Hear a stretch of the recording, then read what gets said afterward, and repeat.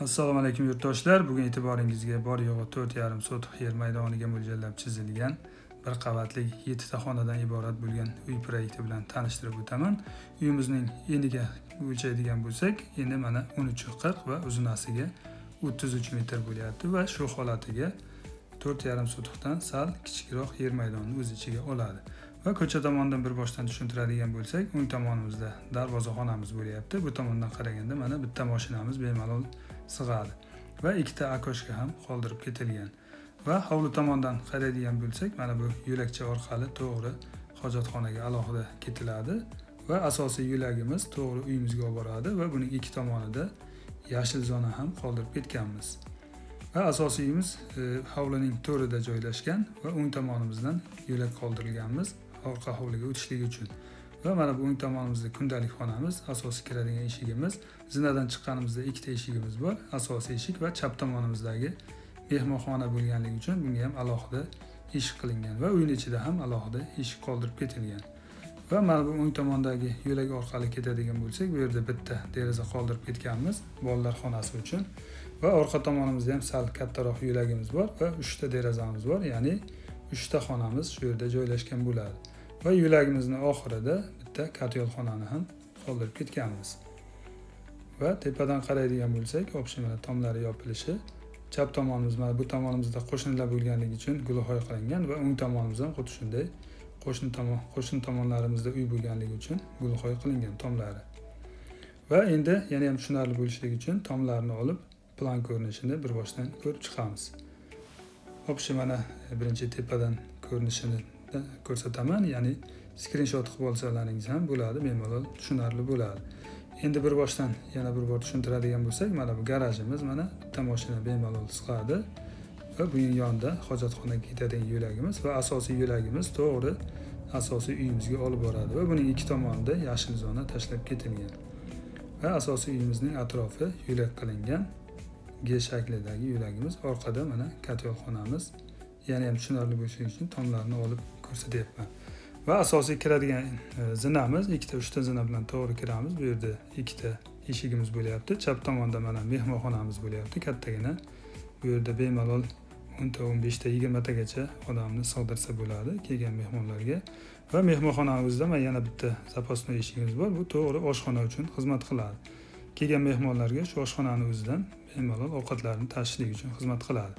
Va o'rtada uzun koridorimiz bor va shu tomon koridordan hamma xonalarga o'tadi. Chap tomonda mana oshxonamiz, kuxnya mebellari, bu yerda ham ovqat pishirsa bo'ladi, ham stol qo'yib ovqat yesa ham bo'ladi, obed qilsa va boshqa ishlarga xizmat qilsa bo'ladi. Va mana bu eshigimiz orqali to'g'ri boya aytganimdek mehmonxonamizga kirib ketiladi. Va o'ng tomonimizda asosiy oilaviy o'tiradigan kundalik xonamiz, kattagina. Kuxnyada ovqat yeb bo'lgandan keyin oilaviy chiqib bu yerda o'tirib televizor ko'rib dam oladigan yoki yaqin mehmonlar kelganda ham bemalol qarindoshlar kelganda shu yerga o'tirsa bo'ladi. Oilaviy kattaroq oila bo'lib o'tirsa bo'ladi. Mana bu yerda televizorimiz bor. Qaraganda mana televizor va o'ng tomonda dekorativniy panellarimiz, o'ng tomondagi devorlarimiz, uylardan ham buronma sifatida foydalansa bo'ladi. Va bu yoqda mana oyna tomonimizda asosiy o'tiradigan divanimiz. Bu yerda choy ham ichsa bo'ladi, yengil tamaddi qilsa ham bo'ladi. Oilaviy o'tirib, derazadan qaraganda hovli tomonimiz mana shunday holatda ko'rinadi. Va bu tomonda mana televizorimizning ko'rinishi, qulaylik tomonlariga e'tibor berganmiz. Oilaviy o'tirganda ham mana chiroyli, uyimiz ham chiroyli ko'rinib turadi.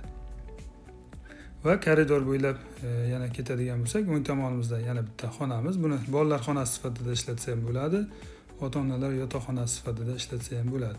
Umuman xonalarimiz hammasini xohlagan maqsadda ishlatsa bo'ladi. Razmerlari, o'lchamlari hammasiniki bir xil qarib, bir xil hisobida. O'shaning uchun xohlagan odam yotoqxona bolalar uchun, xohlagan odam ota-onalar uchun yotoqxona sifatida ishlatsa ham bo'ladi. Bu tomonimizda sanuzillarimiz, umumiy sanuzilimiz.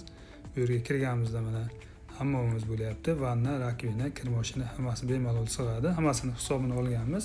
Bu yerda bitta hojatxonamiz va o'zining ichida rakvinasi bilan birga bo'ladi. Va keyingi kichkinagina koridorchaga o'tadigan bo'lsak, bu yerda 3 ta eshigimiz bor. 3 ta xonaga olib kiradigan eshigimiz bo'lyapti. Chap tomondan qaraganimizda, boya aytganimizdek, bu yerda mana ota-onalar yotoqxonasi sifatida foydalansa bo'ladi. lekin bu yerni biz hozircha o'g'il bola, yoshi katta o'g'il bola uchun qilganmiz. Divani ikkita bo'lsa ham kattaroq bo'lish talab qilganligi uchun kattaroq divan qoldirganmiz. O'zining dars qiladigan joylari hammasi sharoitlari bilan birga.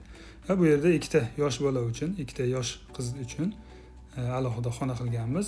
Ya'ni 2 qavatlik ixchamgina kravatchalarni qoldirib ketganmiz. Mana bunday bemalol bolalar o'ynab, dars qilib vaqtlarini o'tkazsa bo'ladi. Bu tomonda mana dars qiladigan joylari va bu yerda shkaflarni ham qoldirib ketganmiz.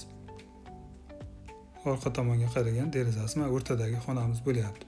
Va oxirgi xonamiz koridorcha bo'ylab oxiri ketadigan bo'lsak, bu mana ota-onalar yotoqxonasi bo'lyapti. Mana bu eshikdan kiramiz. Kirganimizda mana o'ng tomonda shkafi bor, yonida oynasi. Bu tomonda mana ayollar uchun makiyajli zona va bu asosiy divanimiz 2 kishilik va bu tomonda 2 kishi uchun ofisni zonacha ham qoldirib ketganmiz. Buni ham derazasi mana orqa tomonga qaragan bo'ladi. Va bu yerda mana yotgan holatda bemalol televizor ko'rsa bo'ladigan qilib televizorni ham tashlab ketganmiz. Общий mana shunday ko'rinishda bo'ladi. Mana tepadan yana bir bor ko'rsataman, tushunarli bo'lishligi uchun.